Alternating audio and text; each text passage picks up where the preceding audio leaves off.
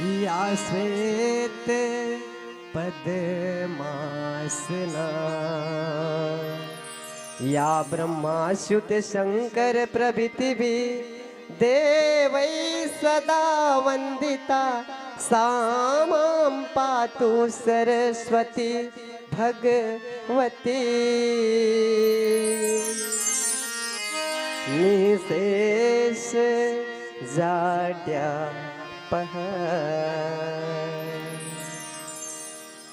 आइए सर्वप्रथम ताल रूपक पर आधारित मां सरस्वती जी का वंदना प्रस्तुत है।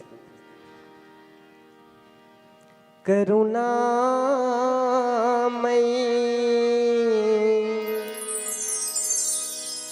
वरदायिनी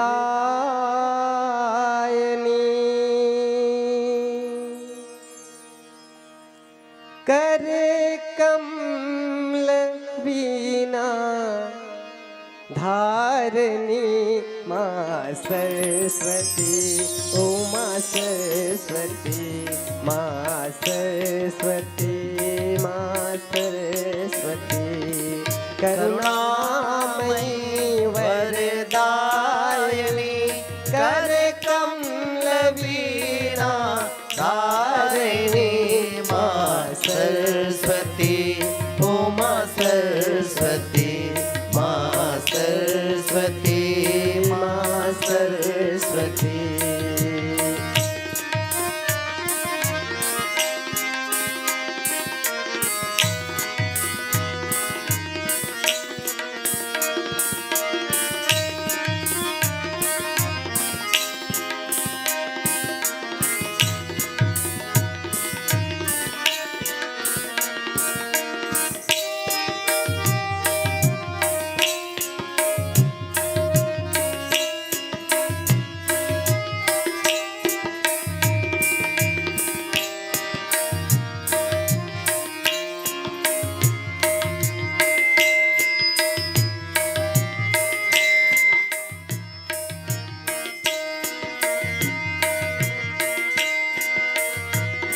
सात सुर में निवास है रे रे में धरा आकाश है। सात सुर में निवास है रे रे में धरा आकाश है। गा गा गाय गुण गंधर्व गण मामा लोभ निवारणी मां सरस्वती उमा सरस्वती मां सरस्वती मां सरस्वती। करुणामयी वरदायिनी करे कमल वीणा धारणी मां सरस्वती उमा सरस्वती मां सरस्वती मां सरस्वती।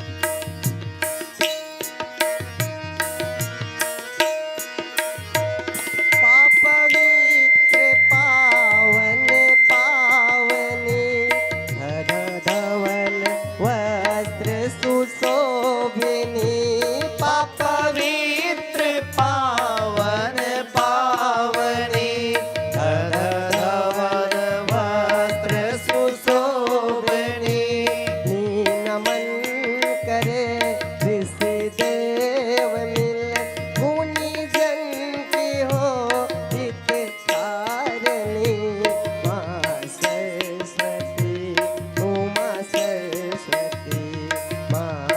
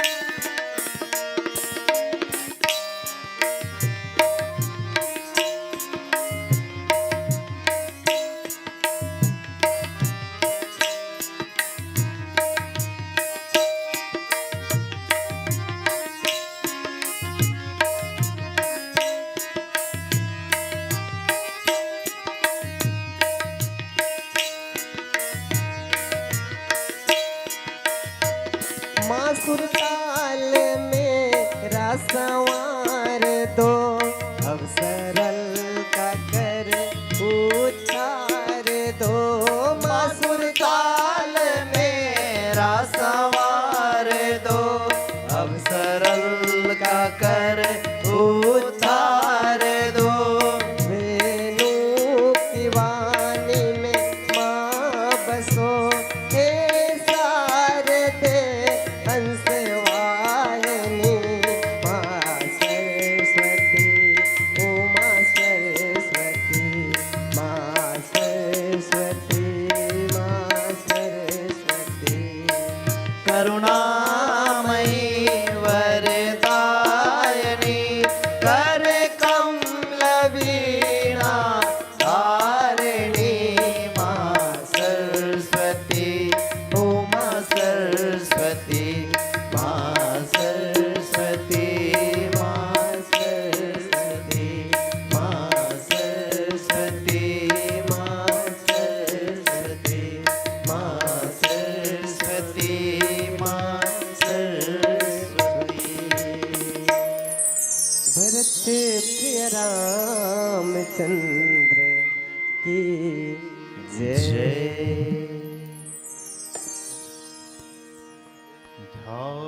ध्यानमूलं गुरुर्मूर्ति, पूजामूलं गुरुपदं, मन्त्रमूलं गुरुर्वाक्यं, मोक्षमूलं गुरुकृपा। गुरुर्देवो गुरुर्धर्मो, गुरुर्निष्ठा परं तपः। गुरु परतरं नास्ति, नास्ति तत्त्वं गुरु परम। जड़ चेतन जग जीव जत, सकल राममय जानी। बंदों सबके पद कमल, सदा जोर जुग पानी। सियावर रामचंद्र की जय। मित मित परमात्मा कथा अनुरागी भक्त स्नेहीजन, परम सौभाग्य हम आप सबका कि आज मर्यादा पुरुषोत्तम श्री राघवेंद्र सरकार जी के अमृतमयी कथा कहने सुनने का सुंदर अवसर प्रदान किया। उसके लिए आप समस्त ग्रामवासी अछोली का तहे दिल से धन्यवाद ज्ञापित करते हैं। आइए मिले प्रसंग पर कुछ चिंतन करने मनन करने का प्रयास करते हैं, इस भाव के साथ कि मेरा मुझ में कुछ नहीं, जो कुछ है सो तो तेरा तुझको सौंपता काला के है। आप हम सब के जीवन में जो इन व्यस्ततम क्षणों में हम विचार करते हैं, चिंतन करते हैं कि हमें ये जो शरीर मिला हुआ है, मानव तन मिला हुआ है, इसकी सार्थकता क्या है। बाबा गोस्वामी तुलसीदास जी ने सुंदरकांड दोहा क्रमांक 4 के माध्यम से हम सबको हमारे जीवन की जो अपेक्षाएं होती है, उन अपेक्षाओं के लिए सुंदर संदेश देते हैं।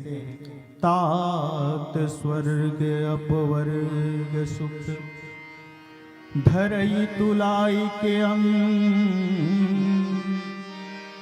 तूल न ताही सकल मिली, जो सुख लो सतसंग। विचार करें कि स्वर्ग क्या है, अपवर्ग क्या है। और ये जो स्वर्ग और अपवर्ग में मिलने वाला जो सुख है, वो सुख की तुलना बाबा गोस्वामी तुलसीदास जी पल भर के सत्संग की महिमा के साथ करते हैं। तो वो क्यों करते हैं, इस बात पर आइए चिंतन करें कि स्वर्ग है क्या। हम सब व्यवहारिक जगत में ये विचार करते हैं, अधिकांश, ये सिर्फ और सिर्फ हमारा ही बात नहीं, प्रत्येक व्यक्ति ये सोचता है कि मैं इस संसार सागर से जब जाऊं या मेरे जीवन का जब अंत हो तो मैं कहां जाऊं, स्वर्ग जाऊं। ये अपेक्षा सबकी होती है। अब क्यों होती है, इस पर भी चिंतन करने का विषय है। क्या किसी ने विचार किया कि मैं जब मरूंगा तो नरक जाऊंगा? सबसे पहले हमको समझना होगा कि स्वर्ग क्या है और नरक क्या है। उसके बाद हमारे जीवन की जो अपेक्षाएं हैं, उन अपेक्षाओं के साथ हम अपना ये जो जीवन है वो जीवन किस तरह से जीते हैं ये जानेंगे। तब कहीं जाकर के स्वर्ग और नरक का जो भेद है, और ये स्वर्ग नरक के भेद के साथ होने वाले सत्संग हमारे जीवन में निहित जो होता है, उस सत्संग की महत्ता क्या है।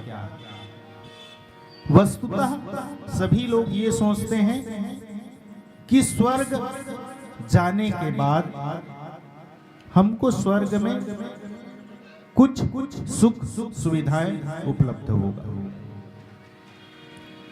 तो क्या वो सुख और सुविधा स्वर्ग में जाने के बाद ही मिलेगा? क्या इस संसार सागर में रहते हुए हम उस सुख को नहीं भोग पाते? मैं सिर्फ और सिर्फ स्वर्ग में जो मिलने वाला सुख है, उस सुख का अवलोकन आप लोगों को कराता हूं, जो सुख हमको इस संसार सागर में भी मिलता है।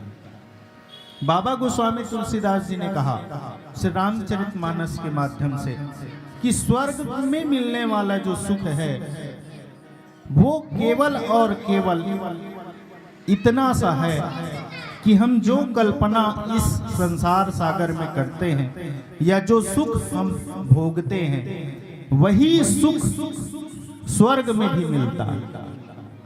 और वहां की एक विशेषता ये है कि हम इस मानव जगत में रहते हैं तो हमें इस देह की चिंता होती है। कहीं ना कहीं हमारे उदर पूर्ति की सोच हम सबके होती है। हम चाहते हैं कि हमारा ये जो जीवन है वो सुखमय व्यतीत हो सके और सुखमय ये जीवन हो। इसीलिए ही हम किसी न किसी प्रकार का कर्म करते हैं, कार्य करते हैं। आप हम सब विचार करें,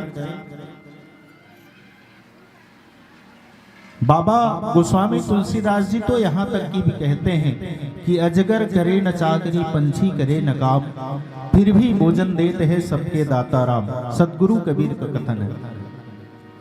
विचार करे, अजगर चाकरी नहीं करता, पंछी काम नहीं करता, उसके बावजूद भी उसका उदर पूर्ति होता है। तो क्या हमारा उदर पूर्ति नहीं हो सकता? अजगर करे न चाकरी, पंछी करे न काम, फिर भी भोजन देते हैं दाता सब के राम। क्या हमको भोजन नहीं मिल सकता बिना कार्य किए? मिल सकता है। परमात्मा ने यदि हमें जीवन दिया है तो इस जीवन को निर्वहन करने का सामर्थ्य भी वही देता है। फर्क सिर्फ इतना है कि हम सिर्फ और सिर्फ उदर पूर्ति में लग जाते हैं और बाकी अन्य जो योनियां हैं उनको जो समय प्राप्त होता है वो उनके लिए पर्याप्त होता है। लेकिन इस इंसान के लिए जो समय मिला हुआ है वो पर्याप्त नहीं होता। इसी कारण हम जीते जी स्वर्ग के सुख का भोगना नहीं भोग पाते और अपेक्षा करते हैं कि मरने के बाद हम स्वर्ग जाएं। अब आप लोग ही बताइए, यहाँ रहते हुए यदि हमने अपने जीवन को अच्छे से व्यतीत किया, अच्छे से जिया, तो स्वर्ग का सुख यही मिल सकता है। और यदि हम पाप कर्म की ओर बढ़ें तो निसंदेह हमको नरक के द्वार में जाने से कोई रोक नहीं सकता। अब आप और हम विचार करें, स्वर्ग जाने की चाह ना रखें कि नरक जाने की चाह ना रखें, या इसी जीव जगत में रहते हुए स्वर्ग के सुख की भोगना हम भोग सकें। और ये सुख भोगने की यदि सोच हम में नहीं है तो हम कहां जाए? तो बाबा गोस्वामी तुलसीदास जी ने कहा सत्संग की ओर। और सत्संग हमारे जीवन के लिए कितना महत्वपूर्ण है। तो यदि आप कल्पना करते हैं स्वर्ग और अपवर्ग की, उनका जो सुख मिलता है उस सुख से भी बढ़कर जो सुख है, तो कौन सा सुख है? सत्संग का सुख है, जो आज हम सब यहाँ उपस्थित होकर के परमपिता परमात्मा के चरित्र के गुणानुवाद कर रहे हैं। और इस सत्संग के माध्यम से यदि पल भर हमको सुकून मिलता है तो यही सत्संग का सुख है। और यही सुख हमें इस जीवन में मिल गया, और इस सुख को यदि हम पूरे जीवन भर अपने जीवन में व्यतीत करते रहे तो ना तो चाहना होगी स्वर्ग की, ना तो अपवर्ग की, ना नरक। इसीलिए बाबा गोस्वामी तुलसीदास जी ने कहा किसके माध्यम से? लंकिनी के माध्यम से। और लंकिनी है कौन? तो राक्षसी। और राक्षसी जो है वो सत्संग की महिमा बता रही है। कैसी? तात स्वर्ग अपवर्ग सुख धरई तुलाई के अंग, तूल न ताई सकल मिली, जो सुख लो सत्संग। तो हमको चाहना किसकी करनी चाहिए? सत्संग की, स्वर्ग की, या अपवर्ग की? मानस प्रेमी श्रोता समाज, यदि बाबा गोस्वामी तुलसीदास जी के आधार पर हमें यदि कहने का कुछ अवसर मिला है तो मैं तो कहूँगा हमको सिर्फ और सिर्फ सुख चाहिए। तो किसकी? सत्संग की। और ये सत्संग की सुख की महिमा जो बता रही है लंकिनी, उसके जीवन में ये प्रादुर्भाव कैसे हुआ, तो आप हम सब देखें और जानें कि लंकिनी का मुठभेड़ किसके साथ हुआ? हनुमान जी के साथ। और हनुमान जी है कौन? संत। जब तक संत का दर्शन इस जीवन में नहीं होगा तब हम या कोई भी व्यक्ति सत्संग की महिमा को नहीं जान सकते। लेकिन यहाँ पर एक उटपुटांग बात भी करते हैं बाबा गोस्वामी तुलसीदास जी। यहाँ हम सत्संग तो कर रहे हैं, किस माध्यम से? श्री रामचरितमानस के माध्यम से। लेकिन लंकिनी और हनुमान के बीच जो सत्संग होता है वो सत्संग किसी आश्चर्य से भरा होगा कि नहीं होगा? आप हम सब विचार करें, यदि कोई हमारे गाल पर एक मुष्टिका का प्रहार करे और उसके बाद हम ये सीना ठोक कर कहे कि तात स्वर्ग अपवर्ग सुख धरई तुलाई की अंग, तूल न ताई सकल मिली, जो सुख लो सत्संग। लंकिनी को मुष्टिका पड़ा ना हनुमान जी का, और हनुमान जी का मुष्टिका पड़ा तब लंकिनी कह रही है कि ये जो सत्संग है वो मेरे जीवन के लिए बहुत मूल्यवान है। आप सब विचार करके देखें कि लंकिनी जो राक्षसी है वो भगवान श्री राम के एक भक्त हनुमान के मुष्टिका के प्रहार से विकल हो जाती है, उनके मुंह से खून की धारा बहती है, उसके बाद वो प्रसन्न हो जाती है। हो सकता है क्या ऐसा? आप हम सब विचार करके देखें, यदि मैं विनोद भाई को एक झापड़ मार दूं, उसके बाद ये क्या करेगा? निसंदेह इसको गुस्सा आएगा, लेकिन लंकिनी को गुस्सा नहीं आता है। वो कहती है कि मेरे जीवन में सत्संग का प्रादुर्भाव हुआ। क्या प्रादुर्भाव हुआ? सत्संग का। तो ये महिमा किसकी है?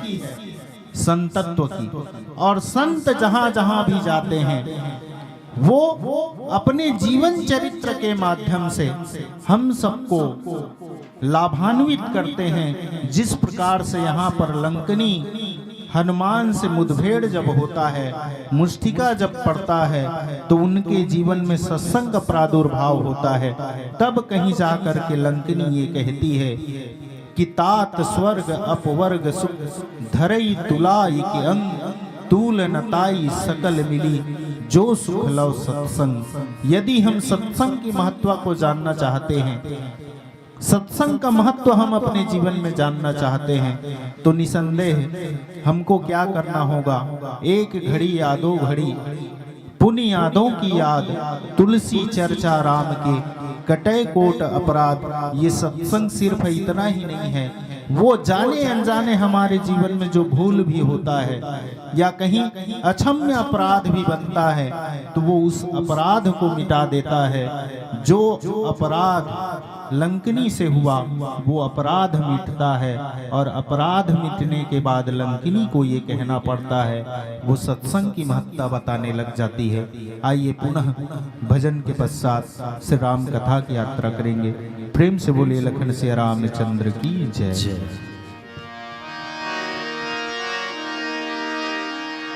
भरत प्रिय रामचंद्र की जय। प्रेम मुदित मन से कहो राम राम राम। श्री राम राम राम। प्रेम मुदित मन से कहो राम राम राम। श्री राम राम राम। प्रेम मुदित मन से कहो राम राम राम। श्री राम राम राम। राम राम राम। श्री राम राम राम। राम राम राम। श्री राम राम राम। प्रेम मुदित मन से कहो राम राम राम। श्री राम राम राम।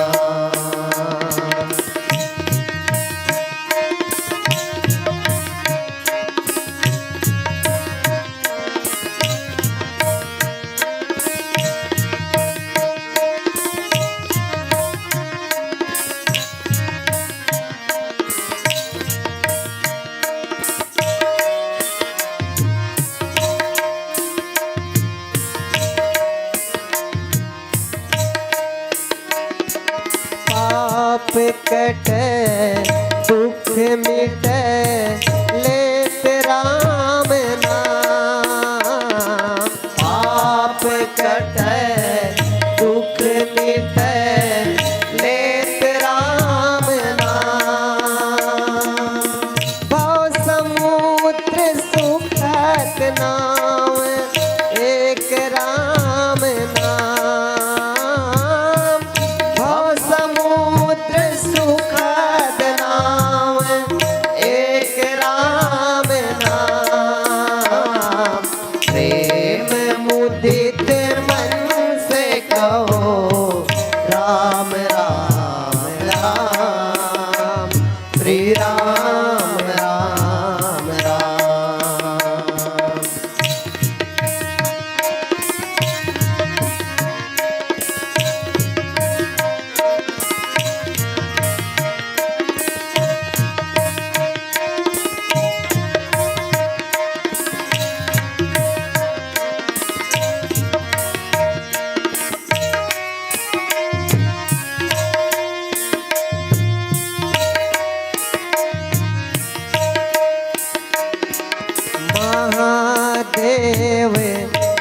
सतत जपत दिव्य राम नाम।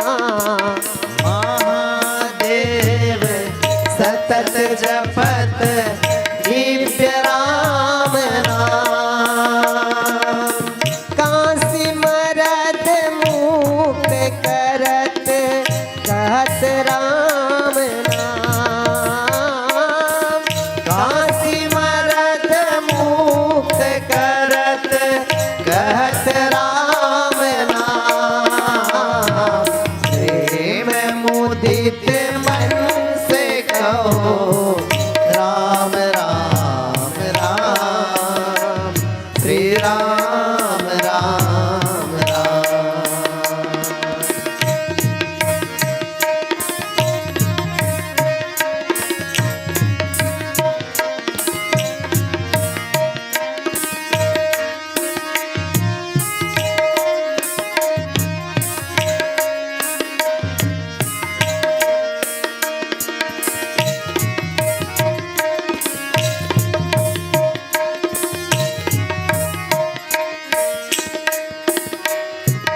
मात पिता बंधु सखा सब ही राम नाम। मात पिता बंधु सखा सब ही राम नाम। भक्त जनन जीवन धन एक राम नाम। भक्त जनन जीवन धन एक राम नाम। प्रेम मुदित मन से कहो राम राम राम, श्री राम राम राम। प्रेम मुदित मन से कहो राम राम राम, श्री राम राम राम, श्री राम राम राम, श्री राम राम राम। भरत प्रिय रामचंद्र की जय। मादस प्रेमी श्रोता समाज, माताओं, मैं आप सभी के चरणों में निवेदन कर रहा था कि लंकनी के जीवन में सत्संग का प्रादुर्भाव होता है। वस्तुतः आप हम सब विचार करें, लंकनी है क्या? लंकनी राक्षसी है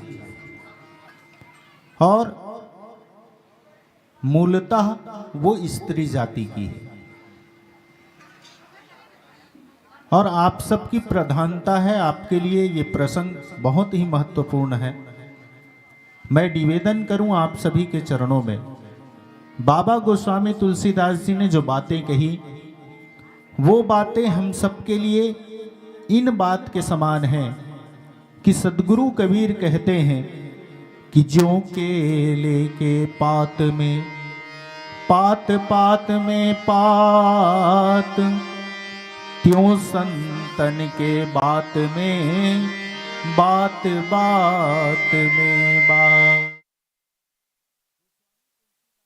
जो बातें लिखी हैं वो बातें या उन बातों के पीछे बहुत सारे रहस्य और बातें छुपी हुई है। हम आप सबको समझने का विषय है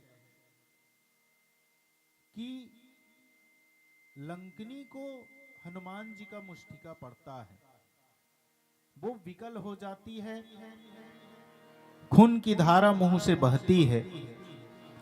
उसके पश्चात उनका ये कहना, तात मोर अति पुण्य बहुता, देख्यूं नयन राम कर दूता। ये बात लंकनी क्यों कहती है? उन्होंने तो अपने नेत्र से सिर्फ हनुमान जी को देखा, उसके बाद भी ये कहती है कि तात मोर अति पुण्य बहुता देखे वो नयन राम कर दूता।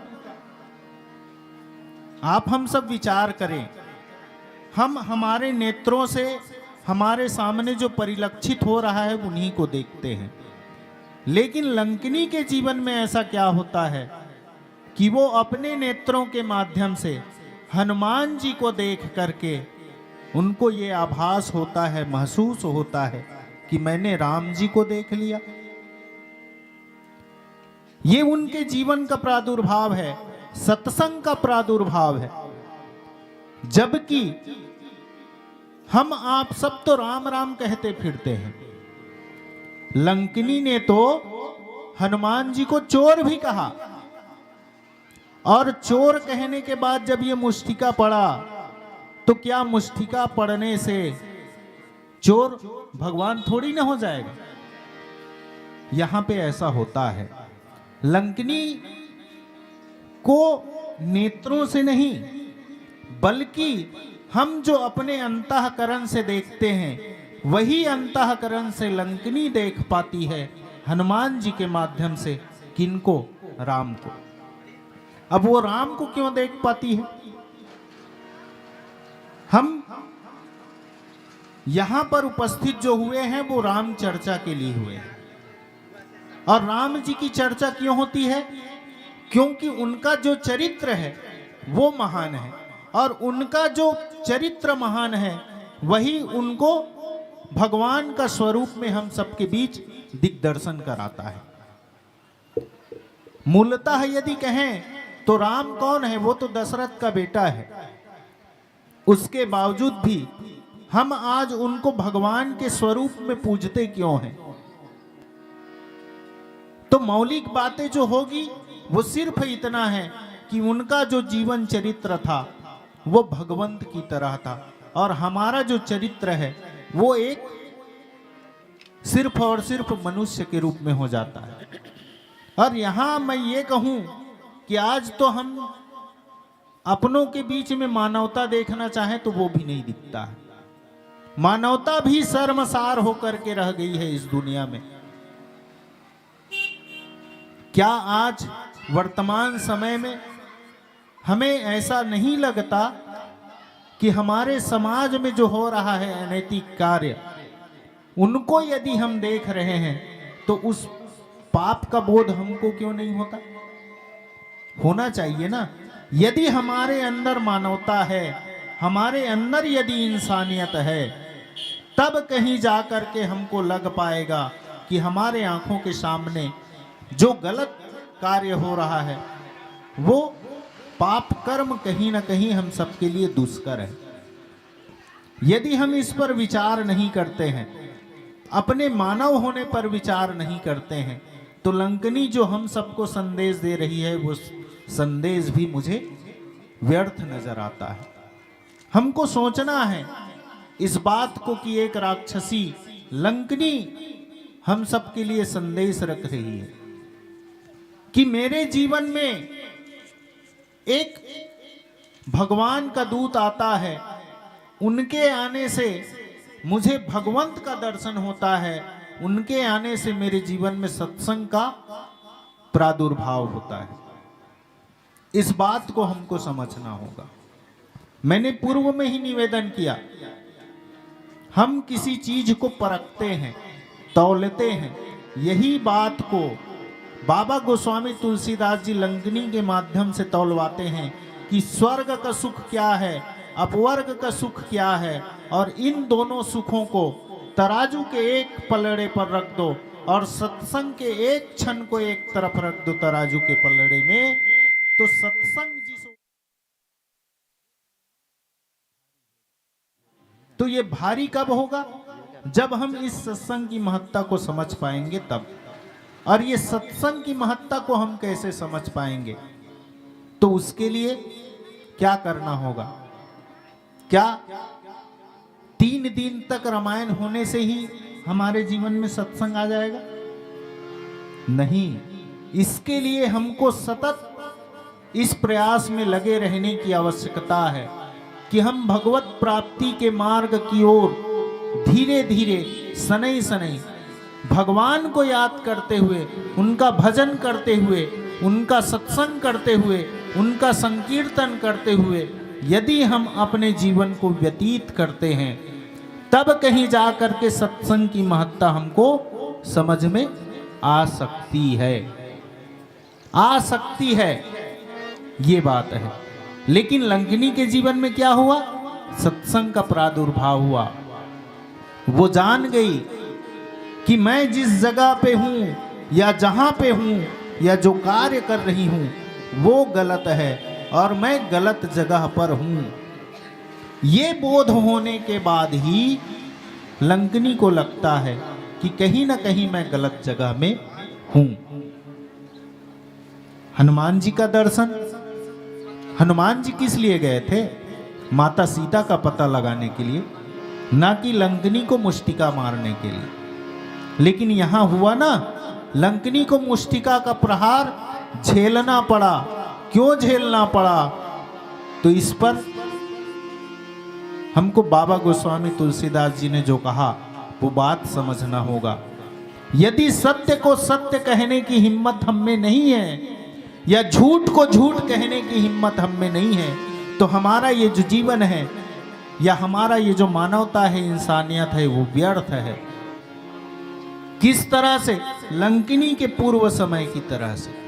क्योंकि उन्होंने पूर्व में कहा ना, लंकिनी ने हनुमान को, कि तुम चोर की तरह लंका में प्रवेश कर रहे हो और मैं तुम्हें खा जाऊंगी। यहां पर एक संकेत ये भी मिलता है, हनुमान जी के जीवन चरित्र से हमको समझना चाहिए, यदि आप बड़ा बनने का प्रयास करोगे तो अपने ही होंगे जो हमारे टांग खींचने के लिए आ जाएंगे, और यदि छोटा बनने का प्रयास करोगे तो कोई ना कोई और आपको खाने की चेष्टा करेगा। ये हमको जानने और सीखने को मिलता है। लेकिन जो हमको खाने का प्रयास करे या दबाने की चेष्टा जो करे, उसके सामने यदि सत्यता की बात हम करते हैं तो वो सामने वाला कमजोर पड़ जाएगा, हमारी प्रबलता रह जाएगी। कब? सच्चाई के बल पर। और यही सच्चाई है जो हमारे जीवन के लिए महत्वपूर्ण है। और यही सच्चाई को जब लंकिनी समझती है तब उनको लगता है कि कहीं ना कहीं मेरा ये जो जीवन है वो व्यर्थ जा रहा था। कब तक? जब हनुमान जी का दर्शन नहीं हुआ था तब तक, और हनुमान जी के माध्यम से भगवान श्री राम के स्वरूप का दर्शन नहीं हुआ था तब तक। ऐसे ही हमारा जीवन व्यर्थ में चला जा रहा है। क्यों? क्योंकि हम दिन रात मेहनत तो करते हैं, और ये मेहनत किस लिए होता है? धन कमाई के लिए होता है। और ये जो धन कमा कर हम संजो जो रहे हैं, क्या ये धन हमारे साथ जाएगा? कुछ साथ जाने वाला नहीं है। तभी तो एक साधक कहता है, मंदिर बना लो, मस्जिद बना लो, चाहे बना लो गुरुद्वारा, खुद के बने बिन ये सब है केवल चूना ईटा और गारा, चूना ईटा और गारा।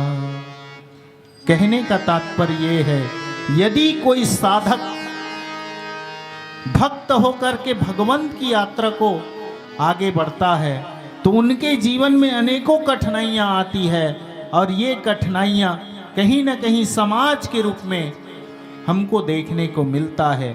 तो यदि समाज हमारे आड़े भी आ रहा है भक्ति के पीछे, तो हमें समाज को पलट कर देखने की जरूरत नहीं है, बल्कि हमको हमारे अंदर जो भक्ति है उस भक्ति को देखने की जरूरत है। और यदि उस भक्ति के बल पर हम आगे बढ़ते हैं तो निसंदेह हमारा ये जीवन है वो जीवन सार्थक हो जाएगा। और यदि हम अपने पथ से भ्रष्ट होते हैं तो हमारा जो ये जीवन है वो नरक हो जाएगा। कहने का तात्पर्य यही है, यदि आपको स्वर्ग की यात्रा करना है तो किसी न किसी तरह से आपको भगवंत तक पहुंचने के जो रास्ते हैं उनको चुनने पड़ेंगे। और यदि आपको भगवंत प्राप्ति की चेष्टा नहीं है, ललक नहीं है, तो कहीं ना कहीं हम नरक के द्वार में जाने के लिए तैयार रहें। ये बात का भी संकेत हमको लंकनी करती है। लंकनी समझ जाती है कि मैं राक्षसी हूं, उसके बावजूद भी हनुमान जी का दर्शन होना कहीं ना कहीं मेरे जीवन के लिए सार्थकता की ओर है, और यही सार्थकता को समझ जाती है। तब कहती है कि सत्संग जीवन में महत्वपूर्ण है, ना कि स्वर्ग और अपवर्ग। यदि आप चाहना करते हो स्वर्ग जाने की, चेष्टा करते हो अपवर्ग जाने की, तो ये सारी बातें छोड़ दो। इसी जीवन में, इसी समय में हमको करना क्या होगा? तो भगवान की भक्ति करनी होगी, भगवान का सत्संग करना होगा, और यही जो सत्संग का जो क्षण है वो हमारे जीवन के लिए बहुमूल्य हो जाएगा और कहीं ना कहीं हमें मोक्ष के द्वार पर ले जाएगा। तो आप किसकी चाहना करते हैं? विचार करके देखें। व्यवहारिक जगत में होता यही है कि हम पद प्रतिष्ठा, धन संपदा की ओर भागते हैं, लेकिन भागना हमको कहाँ चाहिए? भगवान के चरणों की ओर। और भगवान के चरणों की ओर यदि हम भागते हैं तब हमारा जीवन सार्थक होता है। क्यों सार्थक होता है? यदि आप भगवान को पाने की चाहना मात्र रखते हैं या एक कदम अपना आगे बढ़ाते हैं भगवान को पाने के लिए, तो भगवान 10 कदम आगे बढ़ाते हैं कि मेरा कोई भक्त है जो मुझे पाने के लिए अपना पग आगे रख रहा है। तो वो आपके एक कदम को देख करके भगवान 10 कदम आगे बढ़ाते हैं। तो हमको प्रयास यही करना चाहिए कि हम इस जीवन में भगवत प्राप्ति की ओर चलें, तो निसंदेह भगवत प्राप्ति हो सकती है। अब कैसे हो सकती है? तो ये आस और विश्वास हमारे जीवन में होना चाहिए। तभी तो किसी साधक ने ये भी कहा था, क्या? किस लिए आस छोड़े तो कभी ना कभी, किस लिए आस छोड़े तो कभी ना कभी, क्षण विरह के मिलन में जरूर आएंगे, क्षण विरह के मिलन में जरूर आएंगे। ये घटनाएं सच है तो भरोसा हमें, ये घटनाएं सच है तो भरोसा हमें। सबरी के वट जटायु अहिल्या मिले, सबरी के वट जटायु अहिल्या मिले, छोड़ कर के अवध दौड़े आए प्रभु, छोड़ कर के अवध दौड़े आए प्रभु। ये घटनाएं सच है तो भरोसा हमें, किस लिए आस छोड़े तो कभी ना कभी। हमको ये आस होना चाहिए, हमको विश्वास होना चाहिए। क्यों होना चाहिए? क्योंकि भगवान श्री रामचंद्र जी स्वयं मिलने आते हैं किनसे? केवट से, सबरी से, जटायु से। और इनके जीवन चरित्र को देखने की आवश्यकता है, झांकने की आवश्यकता है। यदि हम इन भक्तों के जीवन को जांचेंगे नहीं, परखेंगे नहीं, तब तक हमको महसूस नहीं होगा कि भगवान को पाने वाले भक्त किस प्रकार के थे। आपको मैं ये किस लिए बता रहा हूं, आप विचार करके देखें। केवट जो भगवान को पाने की चाहना रखता है, तो भगवान को भी अपने इशारे पर नचाता है। क्यों नचाता है? क्योंकि उनकी भक्ति प्रबल थी। सबरी के पास भगवान श्री रामचंद्र जी माता सीता का पता पूछने के लिए चलते हुए जाते हैं। क्यों जाते हैं? क्योंकि उनकी भक्ति प्रबल थी। जटायु के पास क्यों जाते हैं? क्योंकि जटायु की जो भक्ति थी वो भक्ति प्रबल थी। यदि भक्ति में हमारी प्रबलता हो तो निसंदेह भगवान हमसे मिलने आएंगे। यही बात सोच करके, विचार करके यदि हम देखें तो हमको हमारे जीवन की सार्थकता कहाँ नजर आती है? सत्संग में नजर आती है। तो हमको किस ओर दौड़ना चाहिए? भगवान को पाने की चेष्टा है, भगवान को पाने की यदि ललक है तो हमको भगवत प्राप्ति के लिए सत्संग की ओर जाना होगा।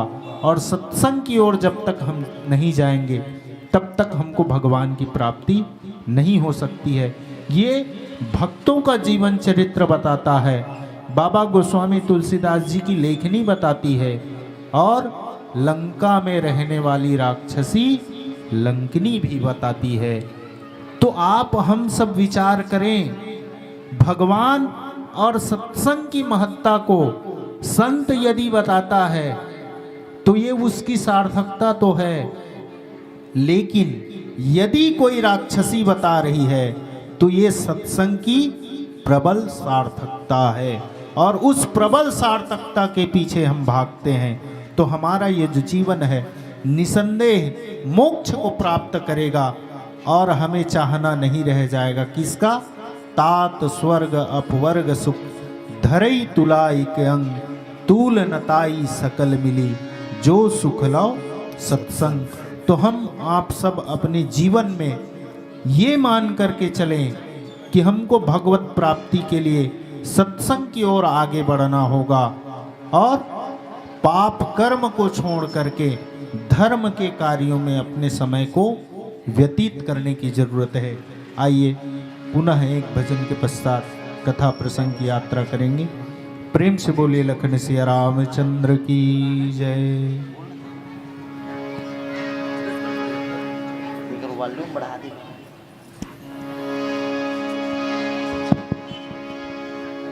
भरत प्रिय रामचंद्र की जय।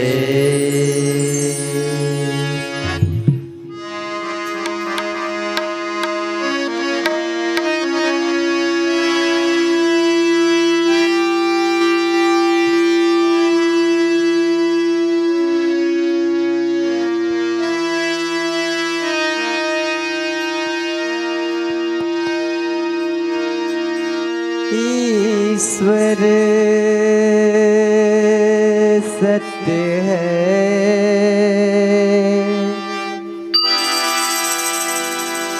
सत्य ही शिव है,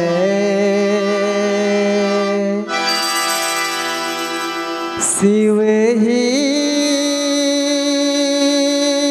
सुंदर है। जागो उठ कर देखो, जीवन जो तुजागर है। सत्यम शिवम सुंदरम, सत्यम शिवम सुंदरम, सत्यम शिवम सुंदरम, सत्यम शिवम सुंदरम, सुंदरम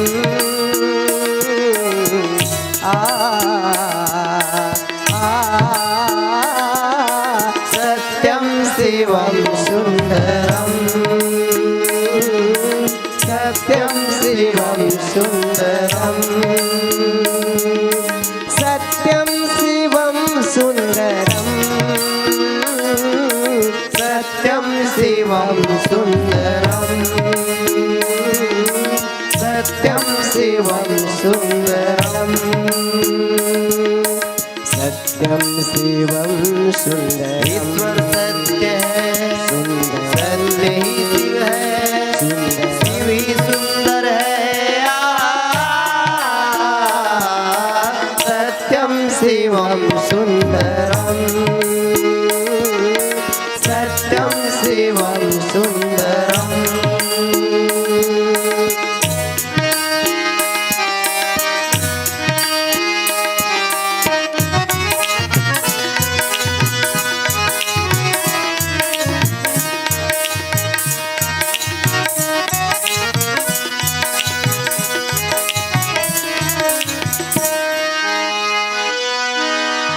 राम अवध में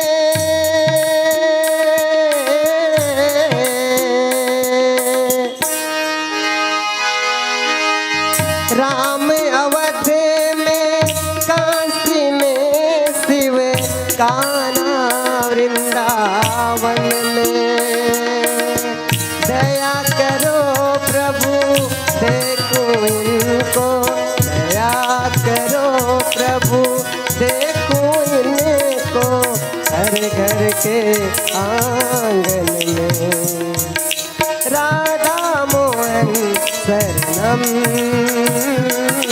सत्यम शिवम सुंदरम सत्यम शिवम सुंदरम सत्यम शिवम सुंदरम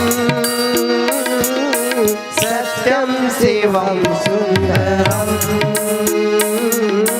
सत्यम शिवम सुंदरम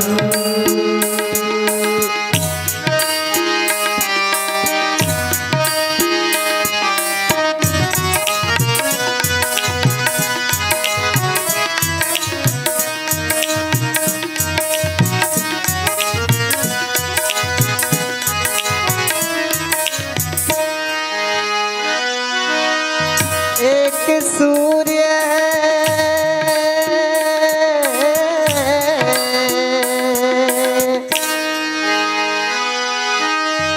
एक सूर्य एक गगन है एक ही धरती माता दया करो प्रभु देखो इनको दया करो प्रभु एक बने सबका एक से नाता राधा मोहन शरणम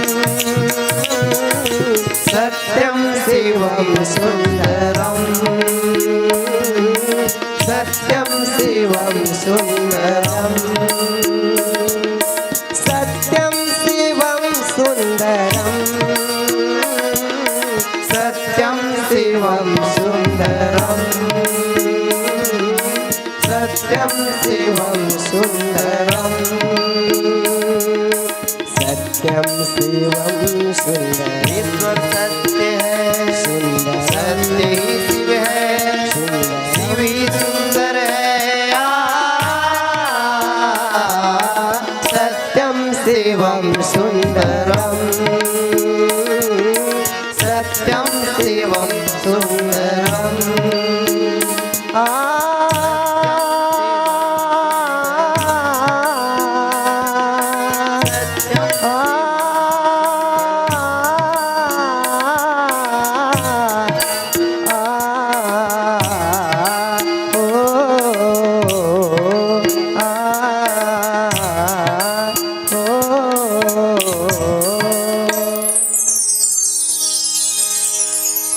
बोल श्यामल रामचंद्र की जय।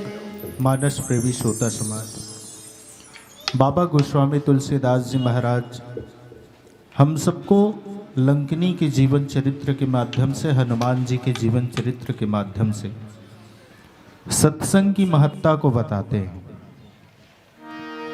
वस्तुतः होता ये है कि व्यवहारिक जगत की हम बात करें, हम यदि भक्ति के पथ पर अग्रसर होते हैं, भक्ति करने के लिए आगे बढ़ते हैं, तो निसंदेह हमारे जीवन में किसी न किसी प्रकार की विषमता आती है।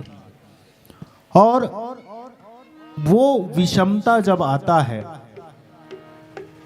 तो वो विषमता क्या होता है, कहीं ना कहीं समाज के द्वारा प्रताड़ित करना, घर के द्वारा प्रताड़ित किए जाना, परिवार के द्वारा प्रताड़ित किए जाना। मीरा के जीवन में भी यही आया। राणा ने तो विष का ही प्याला ही दे दिया था, लेकिन फिर भी वो अपने भक्ति के मार्ग पर अडिग थी, और उसी भक्ति के मार्ग पर अडिग होने के कारण मीरा को जो जहर का प्याला दिया गया था वो अमृत के प्याले में परिवर्तित होने में देर नहीं लगा। क्यों? क्योंकि एक साधक ये भी कहता है, प्रबल प्रेम के पाले पड़कर प्रभु को नियम बदलते देखा, अपना मान टले टल जाए पर भक्त का मान न टलते देखा। भक्त के मान और मर्यादा के लिए भगवान को आगे आना पड़ ही जाता है। यही कारण है कि लंकनी को भगवान श्री रामचंद्र जी का दिग्दर्शन होता है, किसमें? हनुमान जी में। इसी कारण से बाबा गोस्वामी जी बताते हैं, हमारे जीवन के लिए ना तो स्वर्ग की चाहना बड़ी है, ना अपवर्ग की चाहना बड़ी है। यदि आप मोक्ष प्राप्ति की चाहना करते हैं या भगवान को पाने की चेष्टा आप करते हैं, तो आपको क्या करना होगा? अपने जीवन में सत्संग की प्रबलता को बढ़ाना होगा। अब ये बढ़ेगा कैसे? तो बिनु सत्संग विवेक न होई, इसके लिए विवेक की भी आवश्यकता होती है। और ये विवेक सत्संग के माध्यम से ही बढ़ता जाता है। और सत्संग के माध्यम से जब विवेक बढ़ता है तो भगवंत की प्राप्ति होती है। कहने का तात्पर्य ये है कि आप सत्संग के मार्ग पर आगे बढ़ते जाएंगे, आगे बढ़ते जाएंगे, तो आपका विवेक जागृत होता जाएगा। और विवेक जब जागृत होता जाएगा तो आपके जीवन में जो त्रुटियां हो रही होती है, उन त्रुटियों में सुधार होता जाता है, सुधार होता जाता है। और सुधार होते होते हम अपने परम लक्ष्य तक जब पहुंच जाते हैं, जब परम लक्ष्य पर पहुंचते हैं, तो निसंदेह भगवान की प्राप्ति हमको होती है। इस बात का बोध ये प्रसंग हमको कराता है। आइए, पीली बत्ती का संकेत हो गया है। एक भजन के पश्चात आप सभी से सादर विदा लेंगे। प्रेम से बोलिए लखन से रामचंद्र की जय।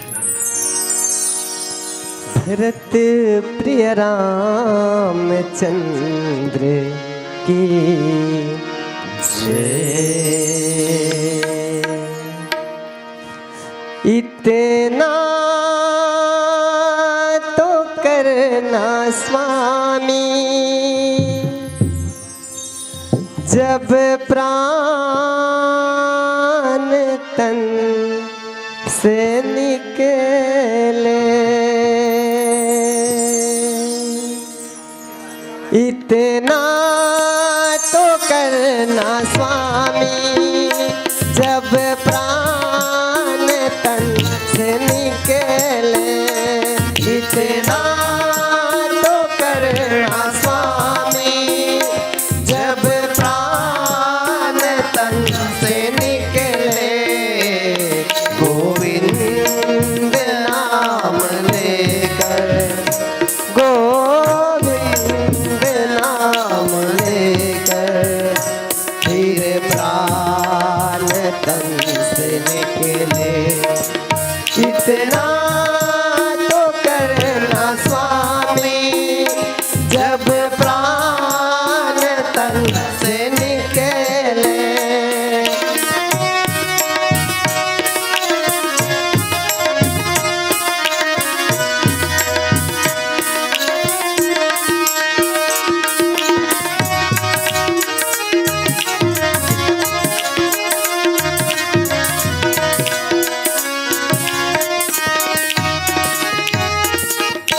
श्री गंगा जी का तट हो, यमुना का बंसीवट हो, श्री गंगा जी का तट हो, यमुना का बंसीवट हो, श्री गंगा जी का तट हो, यमुना बंसीवट हो, श्री गंगा जी का तट हो, यमुना का बंसीवट हो, मेरा सांवरा निकट हो, मेरा सांवरा निकट हो, जब प्राण तन से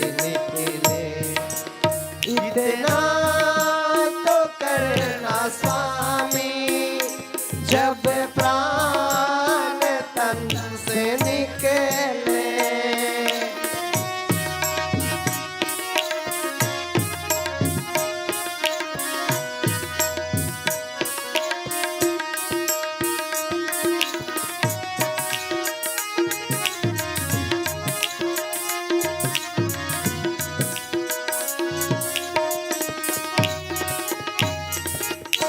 जब कंठ प्राण आवे कोई रोग ना सतावे। जब कंठ प्राण आवे कोई रोग ना सतावे। जब कंठ प्राण आवे कोई रोग ना सतावे। जब कंठ प्राण आवे कोई रोग ना सतावे। यम दरस ना दिखावे। यम दरस ना दिखावे। जब प्राण तन से निकले इतना तो करना स्वामी। जब प्राण तन से निकले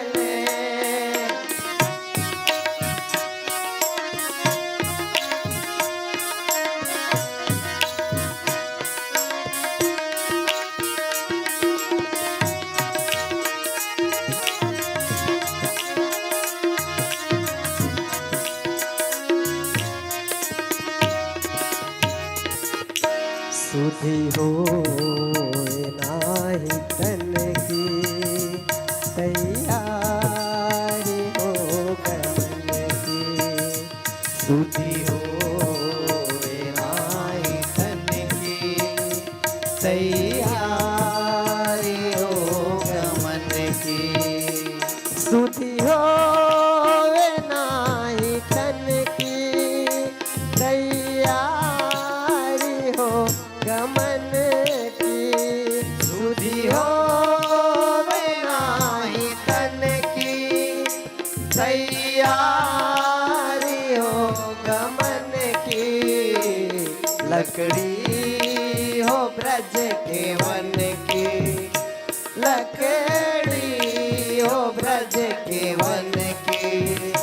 जब प्राण तन से निकले इतना तो करना स्वामी।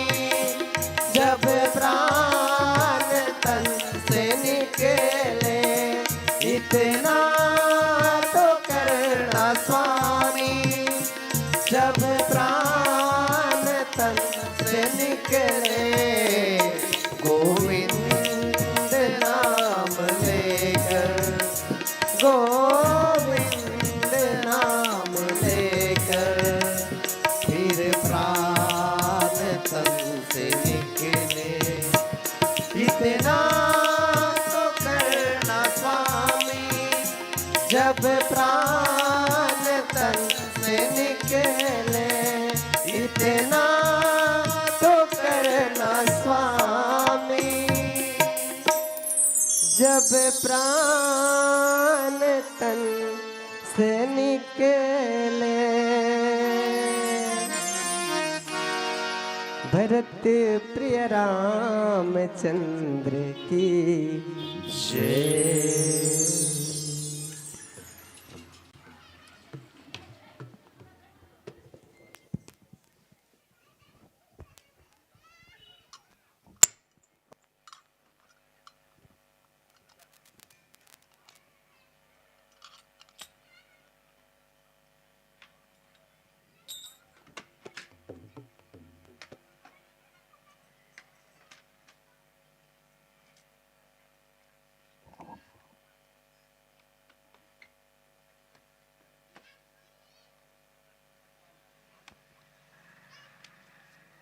हल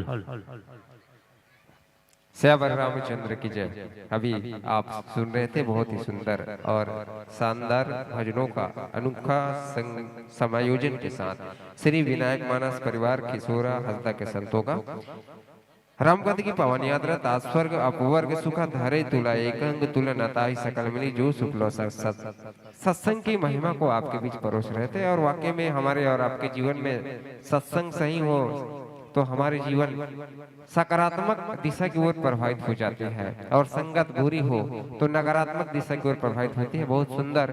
और हमारे जीवन के लिए जैसे भोजन हमारे जीवन के लिए आवश्यक होती है वैसी भजनों का एक समायोजन हमारे बीच सुनने और देखने को मिला है। वाकई में भोजन के साथ भजन हमारे जीवन में आ जाए तो हमारे आत्मा शरीर को हमारे मन को आत्मसात कर देती है। भजनों का एक ऐसा समायोजन बहुत सुंदर प्रस्तुति आप लोगों का। साथ ही साथ आमंत्रण प्रेषित कर दूं श्री सीताक्षी महिला मानस मंडली सिंह देही भाखारा की माताओं को आप द्वार पर अपनी उपस्थिति देंगे।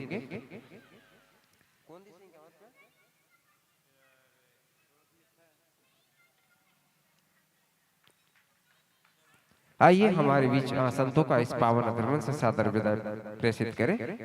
और दुनिया एक तमाशा है, आशा और निराशा है, मिलना और बिछुड़ना बस यही जिंदगी की परिभाषा है, यही जिंदगी की परिभाषा है। वैसे मन तो नहीं करता है आपको इस मन से सादर विदाई करें, पर समय के साथ चलना है, हम सब समय के साथ बंधे हुए हैं। तो आइए मंच पर आमंत्रण प्रेषित कर दूं आदरणीय शत्रुघ्न निषाद जी हमारे आयोजक समिति के अध्यक्ष और संगत देंगे आदरणीय रमऊ निषाद जी। आदरणीय शत्रुघ्न निषाद जी अध्यक्ष और साथ देंगे आदरणीय रमऊ निषाद जी। आप दोनों महान अनुभव आइएगा और आपके कर कमलों के माध्यम से हमारे संतों का इस पावन धर्म से विदाई संप्रेषित होगी।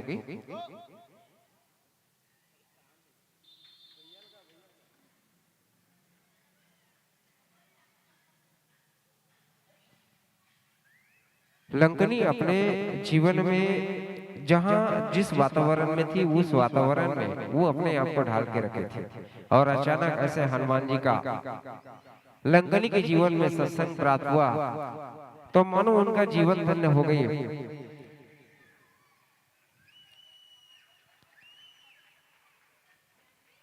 ताली थोड़ा जोरदार बजाओ। आज अंतिम दिवस है, ताली 2 बजे तो अयोध्या तक आवाज जाना चाहिए।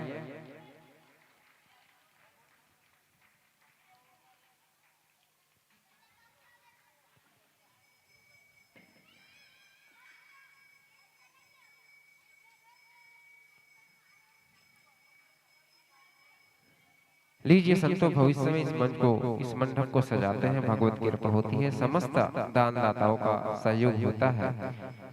तो ये भेंट आने वाले विगत वर्षों का आमंत्रण है, स्वीकार कीजिएगा। और इन्हीं आशा और विश्वास के साथ कि आने वाले विगत वर्षों में भी आपका सानिध्य प्राप्त होगा। इन्हीं साधुवाद के साथ मंगल कामनाओं के साथ समस्त नगरवासी की ओर से शुभकामनाओं के साथ सादर विदाई, सादर विदाई, सादर विदाई। और निवेदन मंच पर अपनी उपस्थिति देंगे श्री सीताक्षी महिला मानस मंडली